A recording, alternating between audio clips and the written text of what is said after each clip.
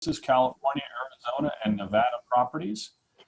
And Darren is just super well versed in real estate matters and has been our corporate counsel back since 1994. And Darren is just a phenomenal resource. We're so fortunate to have him join us this morning. We're going to talk about some specific issues that are key to what's going on and some of the new requirements. Hopefully we'll get as many people on here as possible, because we're going to talk about some things that must be incorporated into your transactions if they're closing after July 1st. So very important. But Darren, we know you're super busy, and we're just so excited to have you on board this morning, taking some time from your schedule and sharing with us. We're going to turn it over to you at this point, Darren. Just let me know if you want to see anything. We'll throw it up on the screen for you. Okay. How's everybody doing? No feedback, of course, but everything's in a vacuum now, right? So just when you thought it was safe to go back into the water, CAR has yet again come up with a new form for us. Let me just send this text real quick. It's live. Yeah. So you gotta love, if anybody sat through my, when we did the update of all this, of all the recent legislation, there couldn't be a more timely topic, than fire that we're dealing with, that we're going to be dealing with coming into the future. And CAR has come up with the new form to address the law, which is great, because you always wonder where these things come from. This is coming from the legislation that came from just at the end of last year. And so they've done a very good job of trying to encapsulate what's happening here. This is going to be a game changer, and it's going to be something that we're going to, we will get better at it. Like anything, the issue with California is there's always so many, there's so many realtors there that they're going to get 10,000 questions in the next 15 days as July 1 rolls over, and then we're going to get better direction on this, because right now the way it works is, if you're in the CAR's created the fire hardening and defensible space advisory disclosure. So this is mandatory effective July 1, right? So this is tomorrow. So every single deal. And so the question becomes, is this going to be, and so what it appears to be is that we are literally needing this form in every single transaction, which is confusing, because if I have a condo in downtown Los Angeles, do I have to disclose the fire hardening defensible space advisory? So we look at the definitions, and it simply goes back to, 1 to 4 dwelling unit. And it doesn't really help us understand if you're going to be in some areas or if you're not going to need it. So it may very well be on every single transaction. And then we get into, so let's go from the basics. Right now, if the house is built prior to 2010, this form is going to be required. Why is that? Because the building code changed, and they have created different ways to have the stucco, etc. And Joe and I were just having a horrible conversation about how fire works yesterday, and all the different changes that new construction is making. So prior to 2010, there's going to be a line in the sand, very similar to lead-based paint, 1978, right? And so moving forward, this is going to be our new friend, this form, especially in certain areas. Now, obviously, what we've got already is we already have the NHD, right? We already have the inspections that occur for hazard. And so this is going to dovetail right into that. And we're going to have a discussion of whether or not the home is hardened and what kind of changes are going to be made before the listing. So as always, we're at the front lines, right? And so what's going to happen is we're going to be the group that goes out, introduces this concept to a seller who's never heard of this, They won't understand that it even exists.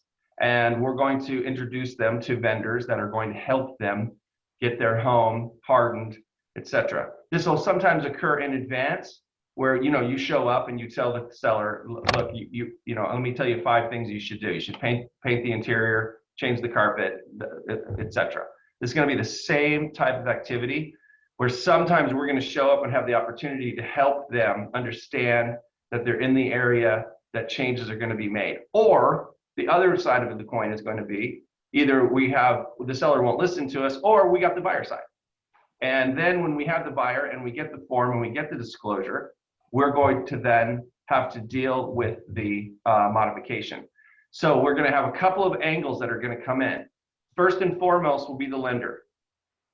And the lenders are going to educate themselves on what's going on and whether or not, when they see the disclosure, they may very well look the house up themselves, similar to flood, and then they're going to say, I want this done as a contingent, as part of the transaction. Otherwise, we're not going to fund. I'll tell you a story. This could be a repeat, but there was there's an issue with insurance in the United States moving forward over the next, it's slowly boiling over. We will see increases in insurance throughout the United States. That's just the way insurance works, because of the number of natural hazards, disasters that we've had.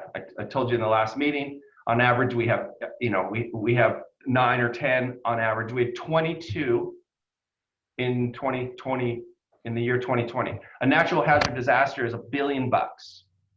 So you have to spend $1 billion on that single event.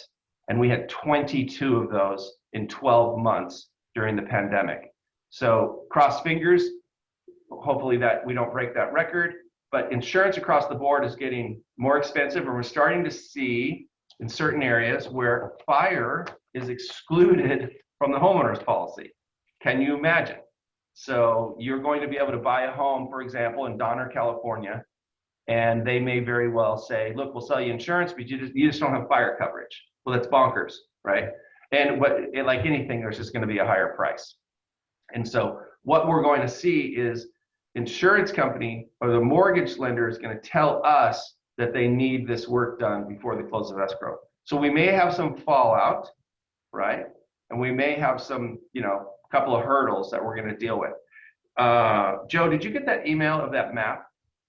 I sure did. I'll pull it up. So I sent you one yesterday. I just found a better one this morning from there it is. Yeah, that one. So this is the, so the key to this is the home in a high fire area? And how do you know that? Similar to flood, you would check it on this map.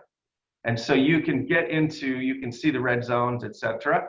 So this is something, as anything gets started, right? We think of all the things we deal with as realtors. We have FERPTA, right? We have flood zones. We have sex offenders living next door. These are all disclosures that get created, and then we end up on the front line having to deal with them. And so right now, tomorrow's the first day. So we're gonna learn, is escrow going to search this real quick and tell us if we're in a high fire area? Will the lender be searching this?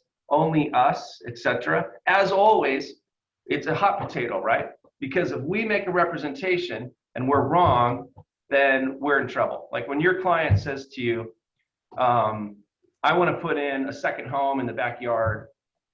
Do you think I can do that? Well, that's a loaded question. And we had that exact lawsuit about 25 months ago, where our agent said, seems reasonable. That's what she said. And we ended up in litigation because it turns out there was a moratorium on building in the second homes in this particular neighborhood. They wouldn't know that unless they had stood in line, talked to the county, et cetera, et cetera. So this is going to be an important thing where as we always eloquently want to pass information on, and any investigation, we want to make sure that the client is on board with us, right? We want to send them down to the powers that be to investigate if they can put that second home in the backyard, right? Because the moment we stand in line, get the information, And then we feed it back to the client. If we're wrong, then they say, oh, you gave me wrong information. I based the entire sale on, the fact that I thought I could put a barn in. These are all true cases we have right now. It's just, I call them unfair questions. If we have more time to talk, I call it the 60-pound bag of potatoes that they don't want to carry anymore. So they hand it to you. And then you take that sack of potatoes and put it on your back, right? And it's just because real estate is inherently confusing. It's dramatic. I mean, this is, there's a lot of investors out there, but really in the bottom line is our buyers are, this is their home. And it's one of the biggest investments they're ever going to make. I mean, some people buy 10 houses their whole life, but some people only buy 2, and so they're going to live there for a long time, and they make crazy demands on you. Like, can I, will the local ordinances allow this or that? That's just a loaded question. So here we go. Now we have the new map. We can see very high, moderate. And then you've got the red zone of the high fire zone. And so this is where it starts. So your house is built before 2010, then you go to the map. And then you would know on here if, you can check yes or no. So if you're a buyer and you get this form and it's checked that it is, the home is, it states the home is in a high or very high hazard severity zone, then you move down the list. This is going to be something that the buyer is going to have to deal with. The seller, because remember, anytime we're dealing with the TDS, any type of disclosure, it gets a little confusing for a buyer, because when they get bad news in escrow, that is really 100% planted on their side of the court now, right? It always amazes me that a seller would think that it's ever a good idea to not disclose something. Because if you think about it, you're in a safe harbor zone when you're in the middle of an escrow, right? As soon as you learn something about a home, you share it with the buyer. The buyer is then stuck with that information. And so if, when people call and say, hey, we have a problem, something happened about mold, water, whatever, I say, where are we at in the transaction? Have we closed or not? If we've closed escrow, you're in a completely different universe. You're in a completely different game plan of what's going to happen next. If you're 10 days before close of escrow, you have the burden completely shifts. It moves completely to the buyer's burden. Now the buyer has to make the horrible decision based upon the knowledge that they've gained, right? And that, do I move forward? Do I cancel, et cetera, et cetera? And sometimes the lender will be upset about the information also. So this map is going to be ever changing, right? And I don't know how often they're going to be able to update this thing, but basically we know where the wooded areas are, and we know where the grasslands are, etc. I was just Joe and I were talking yesterday. If you just walk out of his office and just head one direction, you will walk right into a fire zone, because eventually you're going to go right up that hill and you're going to get up in the mountain, and then you're surrounded by trees in this beautiful environment, and guess what? There you are. You might as well be in Big Bear, right? So just surrounded in houses, and we know we know why we're doing this, and why this legislation came down is because of horrible events like the Paradise Fire, which were just tragic. I mean, there was one road in and one road out, and just the worst case scenario. And that's our status quo, and it's going to keep happening. And so as a group, we are learning, and we're going to build the zone around us, keep the buffer zone around these homes, and do our best to prevent the spread. The other thing, so the other interesting part about the form, similar to the TDS, it's always difficult when a seller is asked a specific question, right? And then because they're going to turn to you, their confidant, and say, what do you think? How do I answer this question? And that's just the nature of real estate, is it not? That they are actually confused as to, hey, this happened last year. Do you think I have to disclose it? And the answer is going to be yes. whenever they bring something like that up, we say, yes, you know, it sounds like you should probably write that down, because the moment you don't, then that becomes the biggest, you know, that becomes the biggest, you know, that's what the plaintiff's counsel are going to focus on. So if we look at this form, on section 3 in the middle, right there at the bottom, seller is aware of the following features. It's so difficult when you ask someone, I mean, I know they've lived there 10 years, but they're really not an expert in construction, etc. But there's really no choice but to inquire of the owner. And so here we go. You know, they're going to ask if does the eave have openings in excess of 1/8 of an inch, or are not flame and ember resistant. Who's gonna know that? What kind of a seller that's not, you know, there's certain types of personalities and certain people are going to know that. Certain sellers are simply not going to understand that question. So this is one of those situations where it's day one and we're gonna learn and we're gonna get going where, you know, sellers will eventually figure this out. They will have received this form from their, they may receive, you know, when we sell a house this January, somebody else bought it in July 2nd of this year, so they will have received information. Another thing that will happen is that the sellers will go out and get inspections. They'll have an NHD inspection. With that information, they'll be able to answer these questions. Roof coverings are made of untreated wood, combustible landscaping, single pane non-tempered glass windows. They easily are able to answer that one. Loose or missing bird stopping or roof flashing. That one is, you know, we're not going to be able to. We're in an argument with a home. Super sad. I don't know if I told you guys, but he's 80+ years old, and he pursued us as a roof disclosure. And it was one of those situations where you wish he had called us day one, because he had spent more money on attorneys than the cost of redoing his entire roof by the time I got to mediation with him. We worked it out. He's clearly not getting what he wanted. But do we think someone, I mean, I could use my own parents, my parents in their mid-80s, are they going to understand the flashing of their roof? I'm going to take a flying leap here and say, absolutely not, right? So that's just the fun of being a real estate agent, is it not? I mean, it's like if it was easy, then there'd be even more of us. And this is just one more situation where we have to professionally and eloquently dance around the very severe, important concept of fire prevention. And an average person is not going to understand this stuff. So what are they going to do? They're going to look up, they're going to look you in the eye, and they're going to ask you a question. And it's just, that is the line in the sand between ending up in trouble, wasting your time when you should be out marketing, and you're talking to me because the buyers and the sellers all relied on your comments to this form. So we, just like everything else, we train ourselves to say, you know, I don't know. That's a great question. You know, perhaps you should look into getting an NHD. And you know, it appears on the map that you are in the zone. Maybe you want to do some advanced work. Talk to an NHD, a qualified NHD provider, and get to the point of, you know, getting. And that's going to be the easy one. The person who says, I want to do some advanced preparation, right? I'm gonna get the zone around me. I want my eaves looked at, et cetera, et cetera. There's gonna be other people who are not gonna be willing to do that.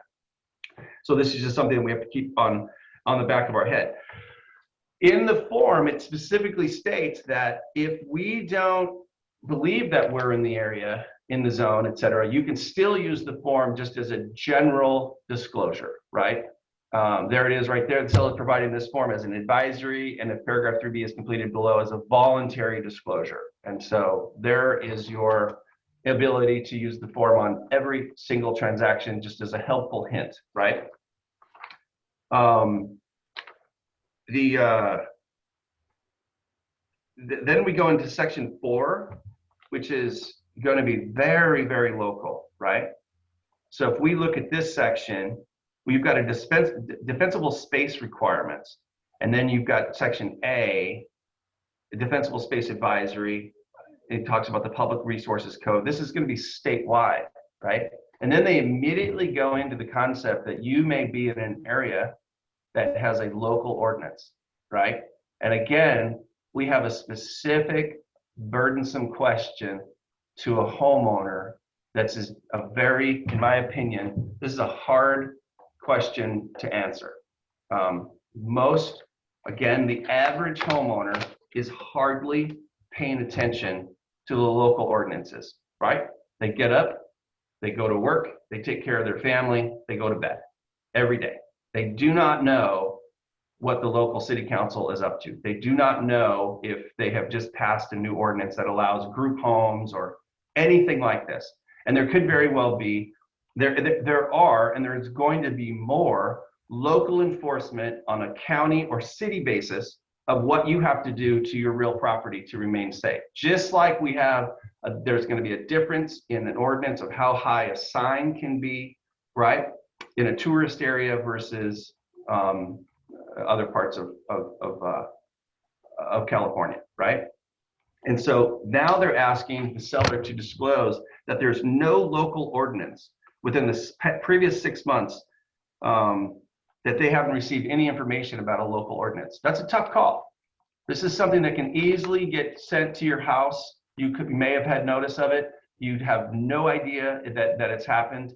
It's a sleeping dragon, right? You don't know it's there, etc. I can't tell you how many times we've sold homes and the HOA has done their very, very best to try to disclose to the owners in the area, something's going to happen.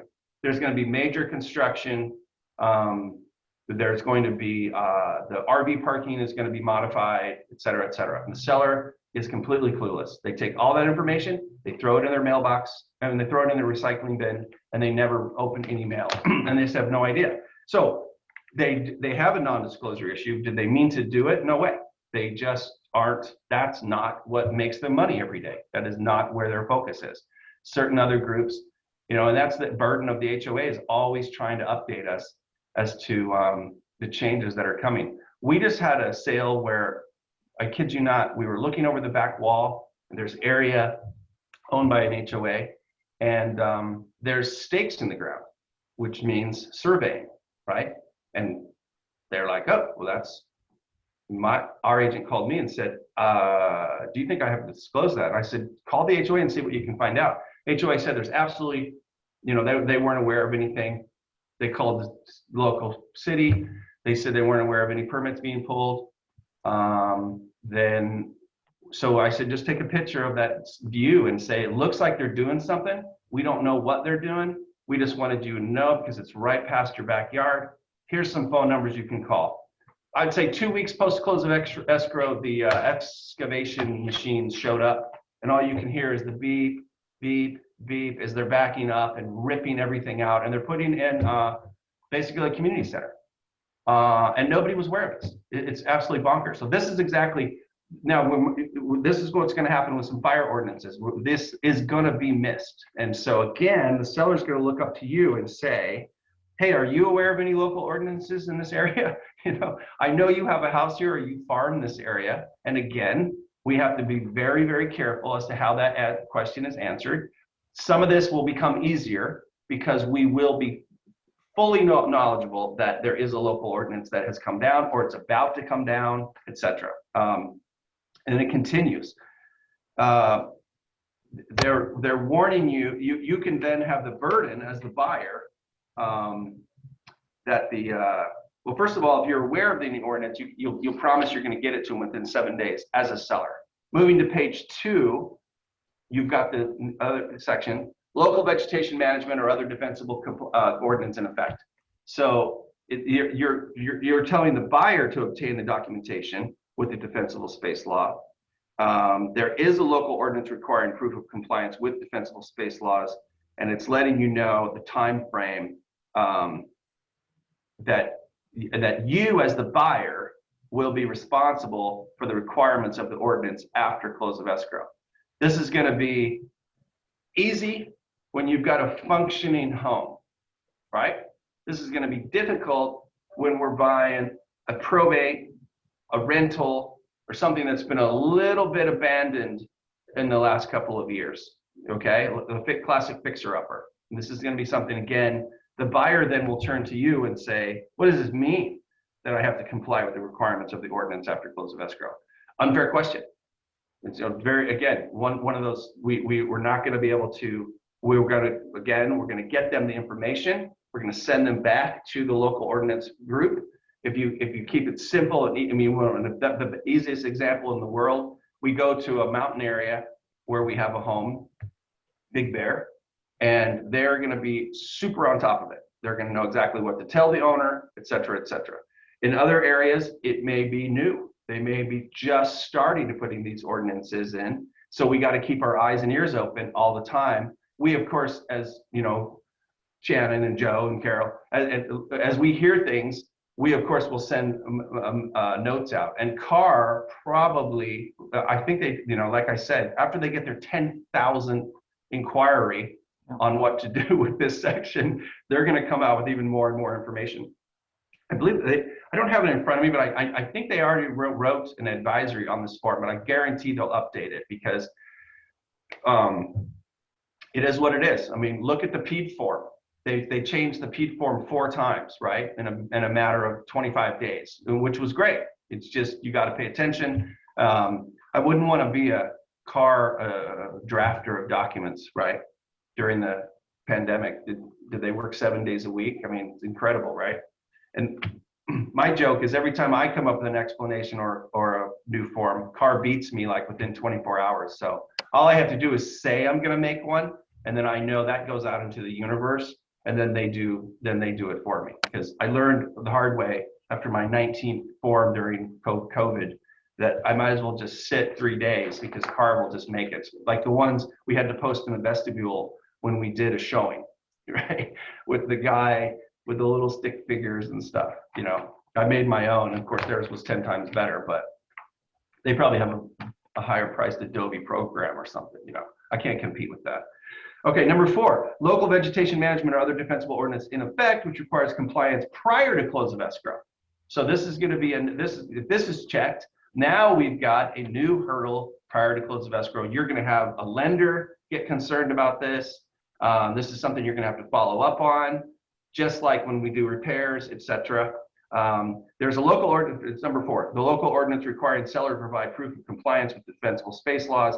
There are going to be sellers who have no idea that they're living in a jurisdiction where it is their requirement to do this. Any of you that are from the East Coast know how it works back there. There's much more forced conduct on the seller to bring homes basically up to date.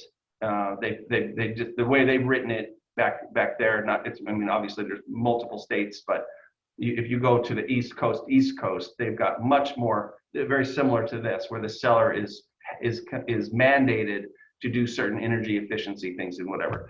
So then we've got, if the seller's already obtained documentation, seller shall deliver within 7 days after acceptance. So, you know,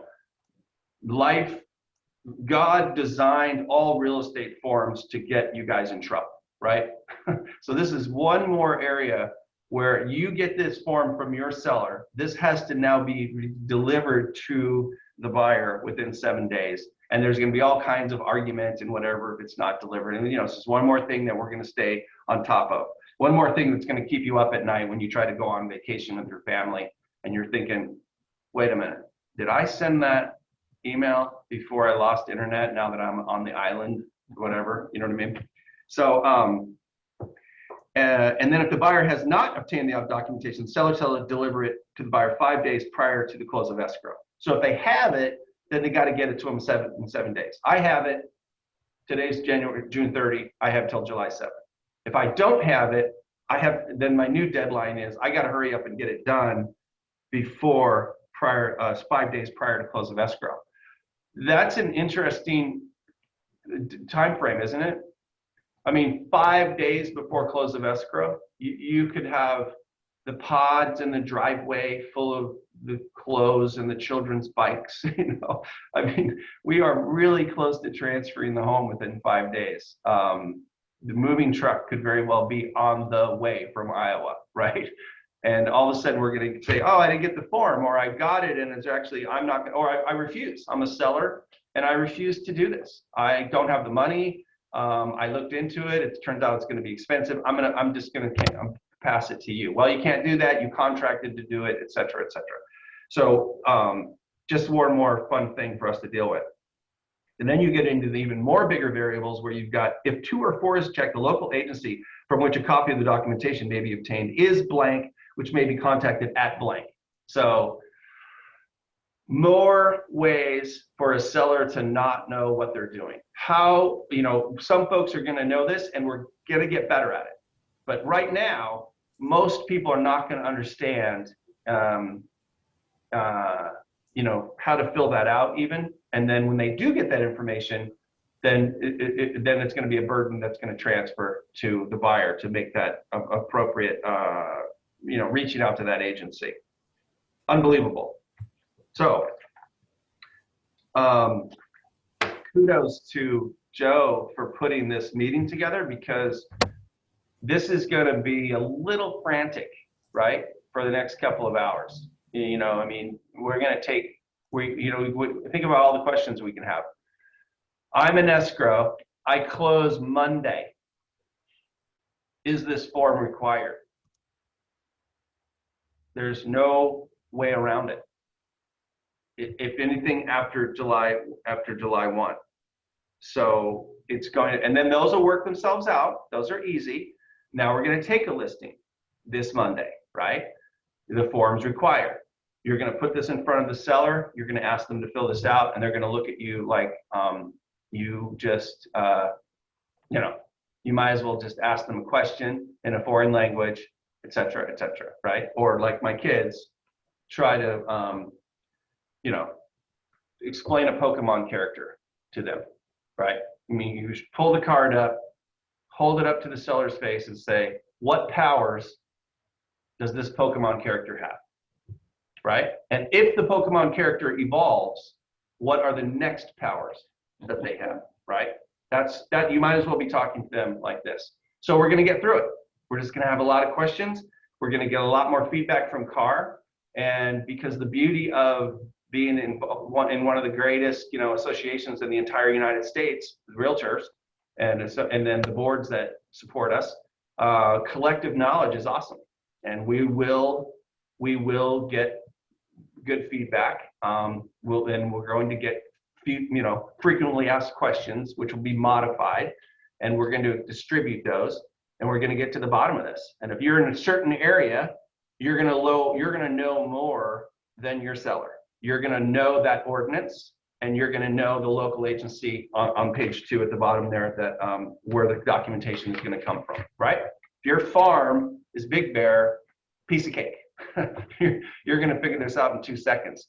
But if you're taking a listing 15 miles from where you live, things can change, and you're just going to have to do a little bit more due diligence and pay attention. You know, in fact, just easily searching on the internet, etc. Starting with the map, though, right? That's going to be the most important thing, is plugging in that map. And it looks pretty easy, the way they've got it set up, that we're going to be, you know, pretty easily finding that information. I mean, if you recall, back in the day, before the internet machine was created, and we had to deal with flood zones and whatever, we had to pull the maps out.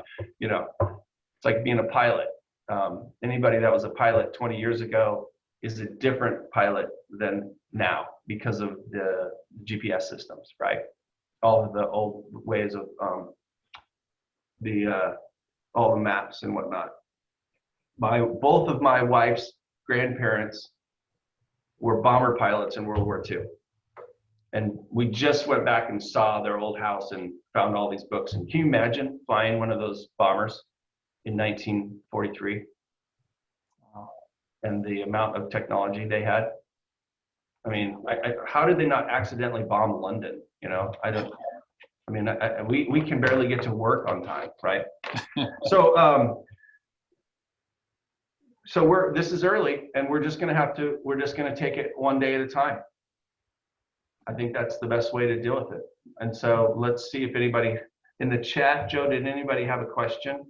So How are we we had a doing couple on time?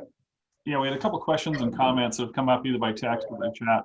One of them is related to this map, and it's talking about, we have the fire, high fire zones in the local responsibility areas. So the map is kind of divided by responsibilities. There's a local responsibility area, then there's the state responsibility area, and then the federal. We don't deal with a lot of federal until you get out a little farther east into Riverside. Most of our area in this market, the Temecula Valley market, is either going to be a local area responsibility or a state responsibility. Obviously, the red is the big clue here. However, there's a lot of this area that's this gray, and this is the local area responsibility, and that's where it gets a little more sketchy as to whether it's in a high fire or a very high fire. And so one of the best things to do right now is we have Berkshire Home Services. Our home services network has a kind of a system-wide relationship with MyNHD. Locally, we use a lot of First American Natural Hazard Disclosure and MyNHD, and both of those companies provide an E&O coverage and indemnification policy for their sellers. And so one of the things we were talking about yesterday when we were preparing for this meeting is there good reason or a good cause to, as soon as you take a listing today, go ahead and get that natural hazard disclosure ordered? And I think the answer is yes. Typically we wait till we get into escrow, then we start doing that.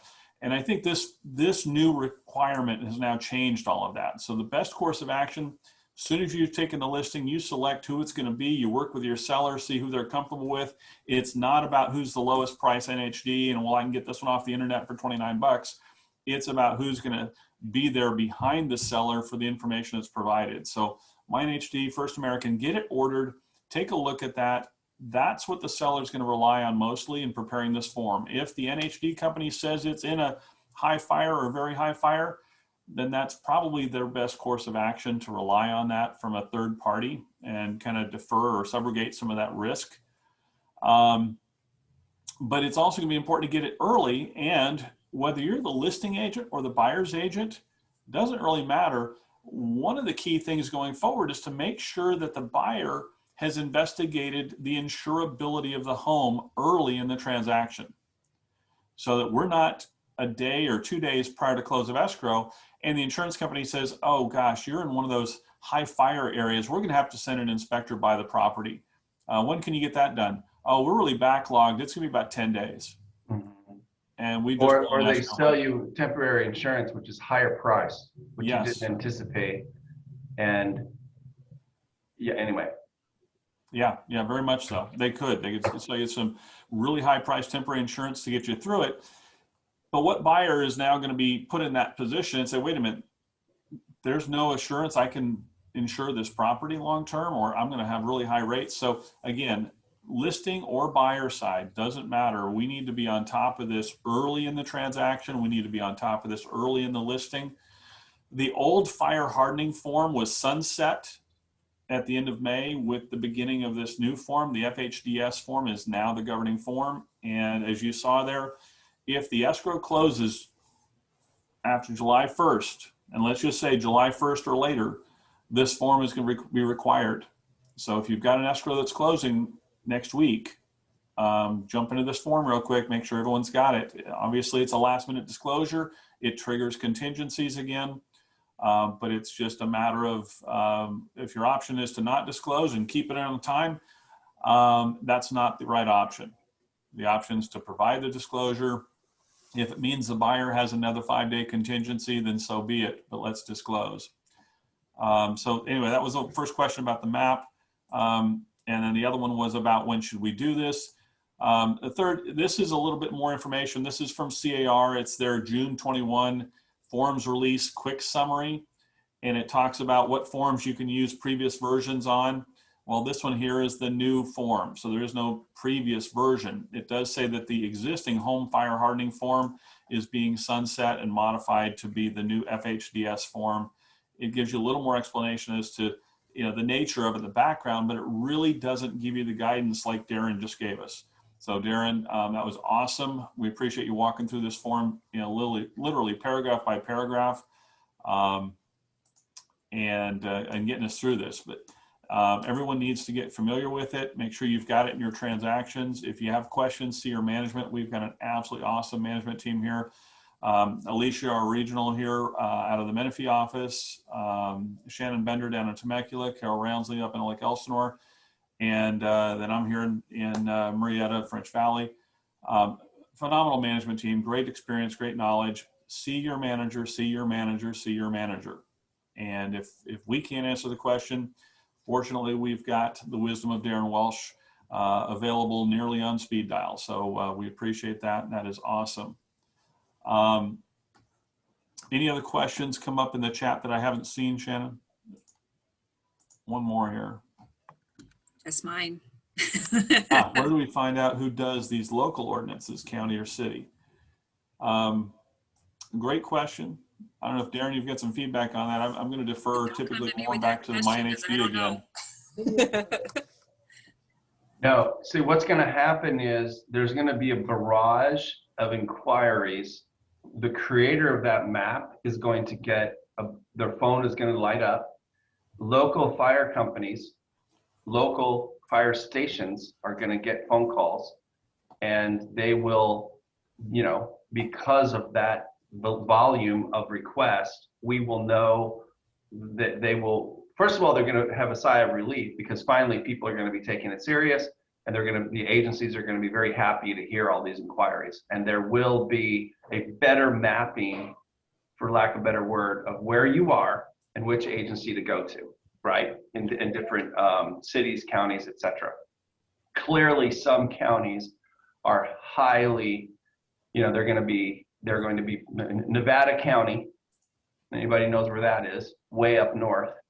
That is mountain country, right? And between Reno and San Francisco, they're going to be inundated. And so whether or not, you know, you go down here, we're going to start to see some local ordinances come up, and where to go get those. That information is going to bleed forward and as a result of all the inquiries. So I would think, you know, literally, I would guess by next Friday, so today's Wednesday, by first part of July, what day is that going to be? By next Friday, we're going to see that by July 9, my prediction, and no later than the week after that, we're going to get a new memo because of the, how many questions are they going to have? 10,000, right?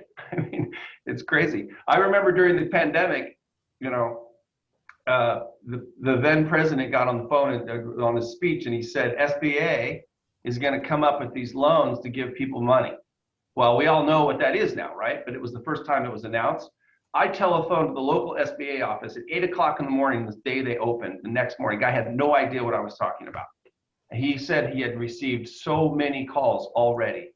The SBA was not aware they were going to he wasn't aware that he was going to be in charge of that, right? The same thing is going to happen here. We're going to get a lot of questions. Those folks are going to say, look, we need help in the region area. Please tell us where to send these people. And that's what we're going to get. So we just sit back and wait. Right now, we're just in flux, and it's going to be fine. Yeah. But that's a very good question, because isn't that just the heart of the matter, right? You go to page 2 and it says if there's a local ordinance, you're like, well, I don't even know where to go, right? And web pages are going to modify. And, you know, the county of Riverside is going to have a bug for a little drop button for fire, et cetera, et cetera. They're all going to do it. And so a couple of weeks, it'll all be cleared up. Yep, I agree. All right, don't see any other questions in the chat. We've got a couple other guests on the call here I want to acknowledge, but before I do, Darren, if you need to go, we appreciate your time very much. You're welcome to stick on, but we know you're very, very busy, and we appreciate your support. We are so grateful you're behind us, and they're guiding us through the process. Thank you so much for your time this morning. again, from the region here, we really appreciate you, the managers from Shannon Bender and Temecula, Kel Ramsey, Lake Elsinore, Alicia Moyo, and Menifee, and myself. We so appreciate your time and your wisdom. Thank you, thank you, thank you. All right. See you next time. Very good. Thank you. I know I saw that Michelle Markham is on the call and Yvonne Ramirez. Michelle Markham with our Landwood title. She is a little communication challenged this morning, so she won't be able to speak and acknowledge us. But please, if you need her today or the next couple of days, reach out to her by text or email. But we appreciate Michelle being here and supporting us and being out in the region as often as you are. Yvonne Ramirez, I saw you on the call a little bit ago. Are you still here? You want to chime in and say a quick hello?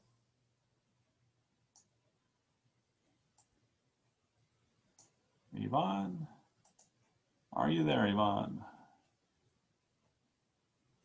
I am not seeing. She may have had to duck off. I'm not seeing her on the attendee list right now. So anyway, Yvonne Ramirez was here earlier, so she got to hear a bunch of this too.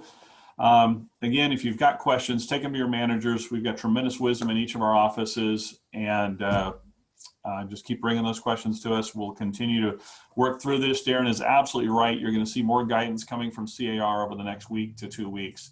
But as of right now, just know that this document is now required for anything that closes